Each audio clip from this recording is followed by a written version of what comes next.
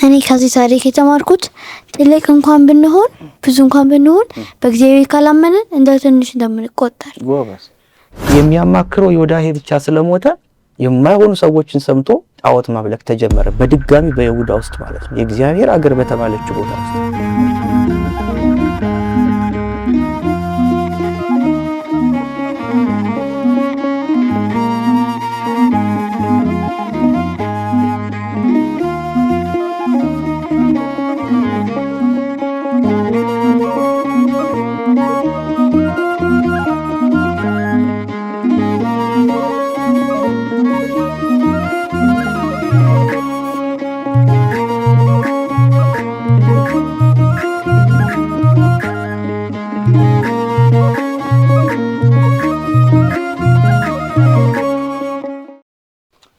እሺ ልጆቻችን እስቲ እናማትባለን። በስመ አብ ወወልድ ወመንፈስ ቅዱስ አሃዱ አምላክ አሜን።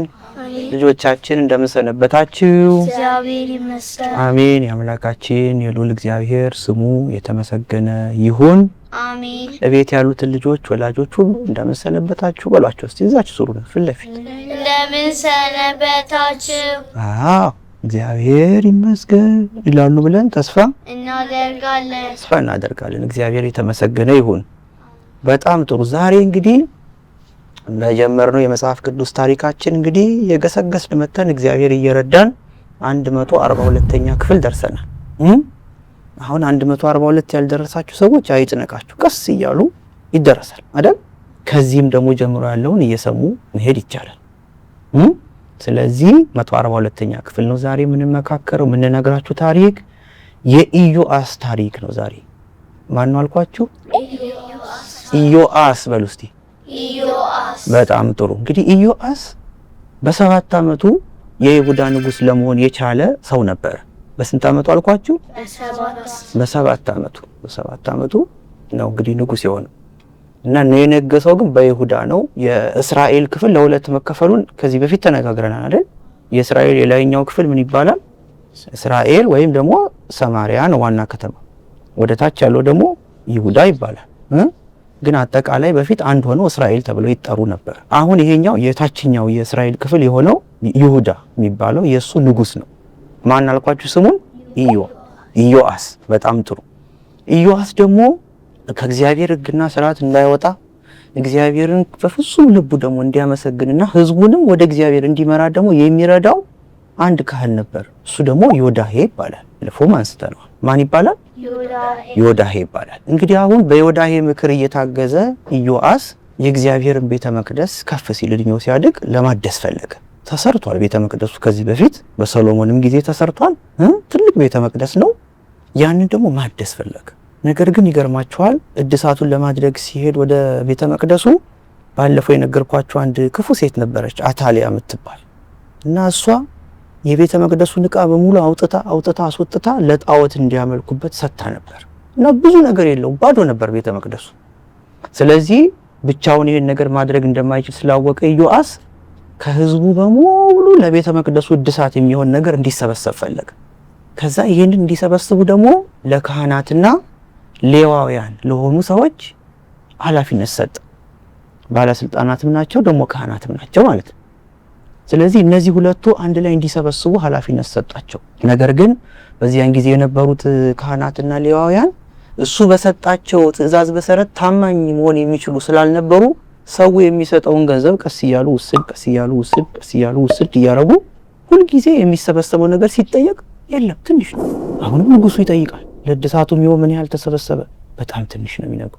ከዛ ንጉሱ ተጠራጠረና ቆይ ብሎ አንድ ትልቅ ሳጥን አዘጋጀ እና ያንን ሳጥን በሚታደሰው ቤተ መቅደስ በር ላይ አስቋቁመና ለሰው እንግዲህ ከዚህ በኋላ ስጦታችሁን እያመጣችሁ እዚህ ውስጥ ስጡ አለ ንጉሱ። እነዛ ኃላፊነት የተሰጣቸው ሰዎች ቀሩ ማለት ነው። ከዛ በኋላ ህዝቡ እያመጣ በዛ በሳጥን ውስጥ ይከታል። ፊት ለፊት ነው፣ ማንም ይነካ የለም። ህዝቡ ደስ አለው። ለምን? የሚሰጠው ገንዘብ ምን እየሆነለት ነው? እየተጠራቀመ። ከዚያ በኋላ እድሳቱ ተጀመረ።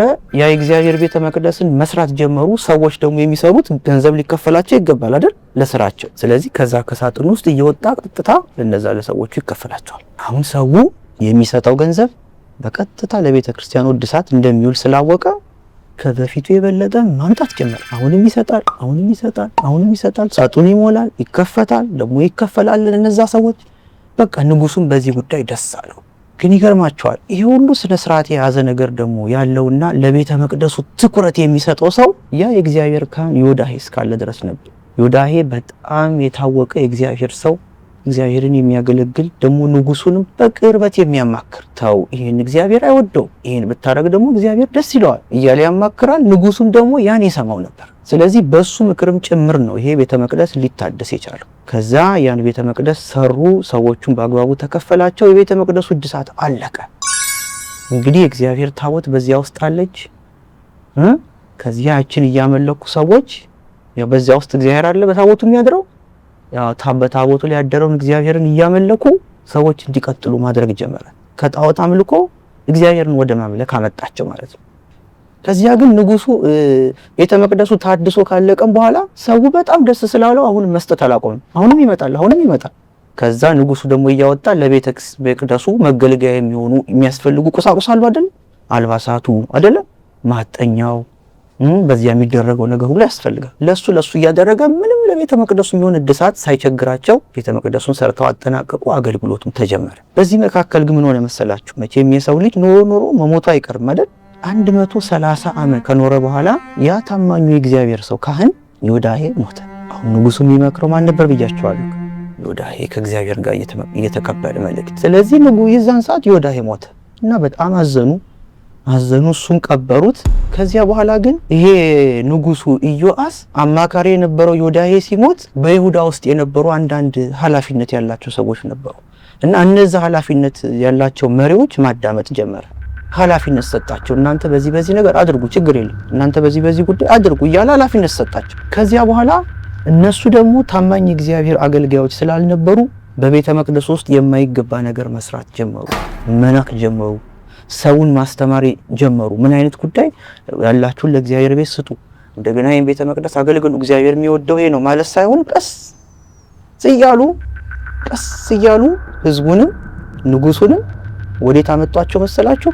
እግዚአብሔርን ወደ መተው። ጭራሽ ህዝቡ ጣዖት ወደ ማምለክ ጀመረ እና ያ የእግዚአብሔርን ቤት የሰራው ንጉስ ባለበት ዘመን የሚያማክረው ዮዳሄ ብቻ ስለሞተ የማይሆኑ ሰዎችን ሰምቶ ጣዖት ማምለክ ተጀመረ። በድጋሚ በይሁዳ ውስጥ ማለት ነው፣ የእግዚአብሔር አገር በተባለችው ቦታ ውስጥ እና እግዚአብሔር በዚህ ጉዳይ ደስ የሚለው ይመስላችኋል?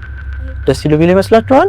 አላለውም እግዚአብሔር። ከዚያ በኋላ የሚናገሩ የሚያስጠነቅቁ ነቢያትን አዘጋጀ። ከነቢያቱ ደግሞ በተጨማሪ ዮዳሄን የተካው የዮዳሄ ልጅ ዘካርያስ የሚባል ካህን ነበር እና ነቢያቱ ሁልጊዜ እንዲገስጹ የምትሰሩት ስራ ልክ አይደለም፣ እግዚአብሔር አይወደውም እንዲሉ አደረገ። ይህ ዮዳሄ ልጅ ደግሞ ዘካርያስ ካህኑ ሄደና በሰዎቹ ፊት ቆሞ እግዚአብሔር ከተዋችሁት እሱም ይተዋችኋል፣ ተጠንቀቁ።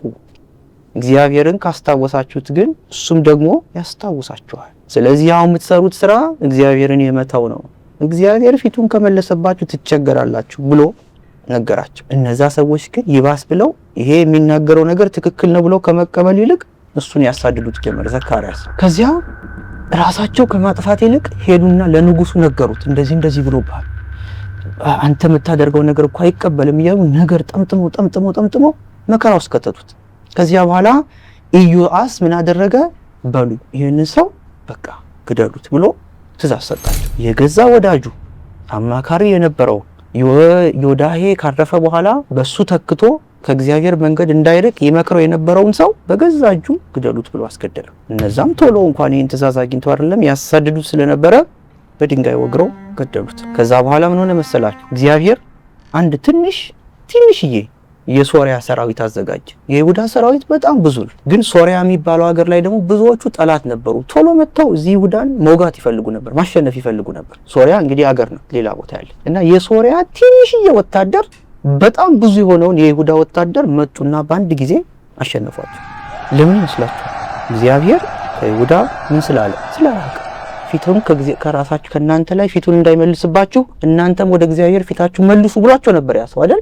ስለዚህ እሱም ባለመስማታቸው በጣም ትንሽ እዚህ ግባ የማይባሉ በጣም ብዙ የጦር መሳሪያ የሌላቸው በጣም ደካማ የተባለው ትንሽ የሶሪያ ሰራዊት ትልቁን የይሁዳ ሰራዊት እንዲያሸንፉ አደረገ እግዚአብሔር ማለት እና ከዚያ በኋላ በዚያ የነበሩትን ነገሮች ሁሉ ወሰዱ፣ እስራኤልን ዘረፉ። ቤተ መቅደስ ውስጥ ያው ሁሉ የተለፋበትን ነገር ደግሞ አውጥተው እንደገና ይሁዳን መከራ ውስጥ ከተቱ፣ ዘረፏቸው፣ ወሰዱባቸው። ከዚያ በኋላ በመጨረሻ ክፋት የሰራ ሰው የእጁን ማግኘቱ አይቀርምና ኢዮአስ የገዛ አገልጋዮቹ ወደተኛበት ቤት ገብተው ኢዮአስን ደግሞ አጠፉ። እሱም የእግዚአብሔርን ሕግና ትእዛዝ ባለመፈጸሙ መጨረሻው በገዛ አገልጋዮቹ እነዛ ያማክሩኛል፣ ይሆኑኛል፣ ይወዱኛል፣ ይሰሙኛል ባላቸው ሰዎች ዘንድ እነሱ ደግሞ መልሰው ይሁዳን ኢዮአስን አጠፉት ማለት ነው፣ ገደሉ። ስለዚህ ኢዮአስ ለ40 ዓመት ያክል ነግሶ ነበረ። የዮዳሄ ልጅ ዘካርያስን በዘካርያስ ላይ ባደረገው ጥፋት እግዚአብሔርን መካዱ ብቻ ሳይሆን ወይም ከእግዚአብሔር ፊቱን መመለሱ ብቻ ሳይሆን የእግዚአብሔር ካህን የሆነውን ዘካርያስን የዮዳሄ ልጅ በማስገደሉ ምክንያት እሱም ከ40 ዓመት በኋላ መንገስ አልቻለም፣ ህይወቱን መቀጠል አልቻለም። በገዛ አገልጋዮቹ በአይሁድ አለቆች ምክንያት ተገደለ። ገብቷችኋል? ግልጽ ነው። ስለዚህ እግዚአብሔር በይሁዳ ላይ ደጋግ ነገስታትን እንዳስነሳ ሁሉ ደግሞ እንደ ኢዮአስ ያሉ በጊዜው ደግ የነበሩ በኋላ ግን ደግሞ ተሳስተው ከማይሆን ሰው ጋር ገጥመው ደግሞ እንደዚህ አይነት ችግር የደረሰባቸው ሰዎች አሉ። ይሄ ታሪክ መጽሐፍ ቅዱሳችን ውስጥ ይነግረናል የሚለውን ዛሬ እንድትይዙ። ዋናው ጉዳያችን ግን ታሪኩን እንደ ታሪክ ማጥናት ብቻ ሳይሆን ከታሪኩ ምን ተማራችሁ የሚለውን ስትመልሱ የበለጠ ታሪኩን ትረዳላችሁ ማለት ነው። ግልጽ ነው። በጣም ጥሩ። እሺ፣ ስለዚህ ከዛሬው ታሪክ እስቲ ምን ተማራችሁ? እኔ ከዚህ ታሪክ የተማርኩት የእግዚአብሔርን ትእዛዝ መስማት። እኔ ከዚህ ታሪክ የተማርኩት እግዚአብሔርን ኃጢአት ስንሰራ ከኛ ላይ እንደሚርቅ ወይም እንደሚሸሸን። እኔ ከዚህ ታሪክ የተማርኩት ትልቅ እንኳን ብንሆን ብዙ እንኳን ብንሆን በእግዚአብሔር ካላመንን እንደ ትንሽ እንደምንቆጠር። እኔ ከዚህ ታሪክ የተማርኩት እግዚአብሔር ፊቱን እኛ ፊታችንን ካዞርንበት ወይም ከተውነው እሱም የኛን እጥፍ እንደሚተውን። በጣም ጥሩ። ስለዚህ ከእግዚአብሔር ጋር ሁሌ ብንሆን እግዚአብሔርም ደግሞ ወደኛ ይመለከተልናል፣ ምህረት ያደርግልናል አይደል? ይወደናል እኮ እግዚአብሔር አይወደንም እንዴ? ያስብልናል እኮ እግዚአብሔር ያስብልንም እንዴ? ይጠብቀናል እኮ እግዚአብሔር አይጠብቀንም እንዴ? አዎ። ግን የበለጠ ደግሞ እግዚአብሔር በምህረቱ እንዲጎበኛን ያጠፋነው ጥፋት ይሄ ነው ብለን ይቅርታ መጠየቅ አለብን ማለት ነው። በጣም ጥሩ ጎበዞች። እሺ፣ እኔም ከዚህ ታሪክ እንድትማሩ የምፈልጋቸውን 3 ነገሮች ልንገራችሁ። እሺ፣ የመጀመሪያው ኢዮአስ ዮዳሄ አማካሪ በነበረ ጊዜ ከእግዚአብሔር መንገድ አልራቀም አይደል? ከዛ በኋላ ግን አማካሪ ለወጠ። የይሁዳ መሪዎች ናቸው አማካሪ የሆኑት። ስለዚህ እነሱ ደግሞ ክፉ ምክር መከሩት፣ ህይወቱንም እስከ ማጣት ደረሰ። እናንተ ከዚህ የምትማሩት ምንድነው? በህይወታችሁ ውስጥ የምታማክሩት ምስጢር የምትነግሩትን ጓደኛ፣ ዘመድ መምረጥ አለባችሁ። ለሁሉም አይነገር። ግልጽ ነው አይደል? ወደ ክፋት መንገድ የሚወስዳችሁን አማካሪ መተው አለባችሁ። ግልጽ ነው። ስለዚህ አማካሪ የራስንም ህይወት አደጋ ላይ የሚጥል ሊሆን ስለሚችል የመከረንን ሰው ሁሉ ዝም ብሎ መቀበል። የእናት አባት ምክር ጥሩ ነው አይደል? የመምህራን ምክር ጥሩ ነው አይደል? የቤተ ክርስቲያን አባቶች የወንድምት ሊሆን ይችላል። አንዳንድ ደግሞ ደግ አድራጊዎች ይኖራሉ። ምክር ጥሩ። ግን ለምሳሌ ጥፋት እንድታጠፉ የሚመክራችሁ ጓደኛም ቢኖር የቅርብ ሰውም የሩቅ ሰውም ቢኖር ግን ያ ጥሩ መካሪ አይባልም። ስለዚህ የመካሪ ልዩነት በደንብ እንድታውቁ ይሄ ታሪክ ይረዳችኋል። የመጀመሪያው። ሁለተኛው ኢዮአስ የእግዚአብሔርን ቤት ስላከበረ ነው አይደል መስራት የጀመረው አይደለ? ስለዚህ አክብሮ ለእግዚአብሔር ቤት የተሰጠውን ለእግዚአብሔር ቤት እንዳደረገ ሁሉ እናንተም ወደፊት ኃላፊነት ሲሰጣችሁ በታማኝነት የእግዚአብሔርን ቤት እንድታገለግሉ፣ ለቤቱ መስጠት የሚገባችሁን ክብር እንድትሰጡ፣ የፈረሰ የተቃጠለ የወደቀ ቤተክርስቲያን ብታገኙ ያንን በአቅማችሁ ጥራችሁ ሰው አስተባብራችሁ ማደስ ማስተካከል እንዳለባችሁ ታሪኩ ይነግራችሁ። ግልጽ ነው። ስለዚህ እንደዚህ ትጉሃን መሆን አለባችሁ። ለእግዚአብሔርን ቤት ማክበርና መንከባከብ እንዳለባችሁ ትማራላችሁ። ሶስተኛው ውለታ ለመርሳትና እስከ መጨረሻው ደግሞ መጽናት አለበት። ኢዮአስ የዘካርያስን ውለታ የዮዳሄን ውለታ ረሳ አይደለም? ከሁሉ በላይ ደግሞ የእግዚአብሔርን ውለታ ረሳ። እስከ መጨረሻውም እግዚአብሔርን ሲያመልክ አልጸና። ከእግዚአብሔር መንገድ ፈቀቅ ስላለ እግዚአብሔር ደግሞ ቀጣ። ስለዚህ እናንተ በህይወታችሁ እንደ ኢዮአስ ውለታ የምትረሱና እስከ መጨረሻው የማትጸኑ ሰዎች ሳይሆን መሆን ያለባችሁ ውለታ የምታስታውሱና እስከ መጨረሻው ደግሞ የምትጸኑ መሆን አለባችሁ። ግልጽ ነው? ገብቷችኋል? እነዚህን 3 ነጥቦች ያዙ። የሰማነውን በልቦናችን ያሳድርብን። አሜን። የኔታ ይምንዱን አቃሉ ቅዱስ መቼም ትምህርት ሲያልቅ ነው የምትመጣው አይደል? ምንድነው ደግሞ ያስከው? ባንክ ነው። ምን ባንክ? ምን ልታረግበት? ገንዘብ ላጠራቀምበት ነው። ገንዘብ ከየት አግኝተው ነው ገንዘቡን? እሺ ቆይ ገንዘቡ ውስጥ ተጠራቀመ፣ ምን ልታረገው ከዚያ በኋላ? እበላበታለሁ፣ የፈለኩትን እገዛበታለሁ። ወይ እበላበታለሁ ነው በቃ አንተ ስራ። እሺ ይሁን ግድ የለም። ይኸውልህ አሁን ገንዘብ ራስህ ለፍተህ ባገኘኸው አጠራቅመህ የምትፈልገውን ማድረግህ ጥሩ ነው። ግን ደግሞ ደግ ስራም ስራበት። መብላት ብቻ አይደለም፣ ወደ መሙላት ብቻ አይደለም። ደግ ስራ ማለት የተቸገሩትን መርዳት፣ የፈረሰ የወደቀ ቤተክርስቲያን ካለ ማሰራት፣ በአቅምህ ማድረግ አለብህ። ዛሬ ከለመደብህ ነገ ትልቅ ስትሆን ይሄን ታደርጋለህ። ገብቶሃል ቅዱስ? እርሶ ካሉ እሺ። የኔታ ግን በጣም እንደምወደው ታውቃለህ እንዴ? አውቃለሁ። እሱስ አልማራልከኝ እንጂ እኔም እኮ እወድሃለሁ። ትማር ግን ጥሩ ነበር። እንበልሽ በሚቀጥለው እስቲ በጊዜ ነው።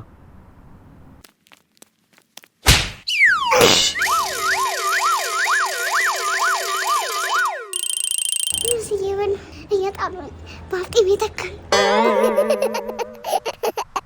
አይ ቅዱስ ቅዱስ ቅዱስ ማለት ቅዱስ መሮጥ ስራው መሮጥ ቁጭ ብሎ መማር ያስፈልጋል አያስፈልግም? እሺ ልጆቻችን እንግዲህ ሁል ጊዜ እንደምላችሁ ጽኑ በእምነታችሁ ቀደማችሁ ታድርጉ። ምን ይቸኩሉ ንገሩኝ። እርሶ ይቸኩሉ አትሉ? ይቅርታ ጽኑ በእምነታችሁ ጠንክሩ በትምህርታችሁ ታዘዙ ለእናት ለአባታችሁ ለታላላቆቻችሁ ደግሞ ተፋቀሩ እርስ በርሳችሁ ተስፋ አላት በእናንተ ቅድስት ቤተክርስቲያናችን ኦርቶዶክሳዊት ተዋሕዶ ሃይማኖታችን ኢትዮጵያ ደግሞ ሀገራችን በጣም ጥሩ ቤት ያሉት ልጆች ሰላም ሁኑ፣ ሰላም ያገናኘን ብሏችሁ እግዚአብሔር ይሁን። ሰላም ሁኑ፣ ሰላም ያገናኘን። አሜን። ሰላም ደግሞ በሳምንት ያገናኘን አምላካችን። ሐዋርያዊት ናት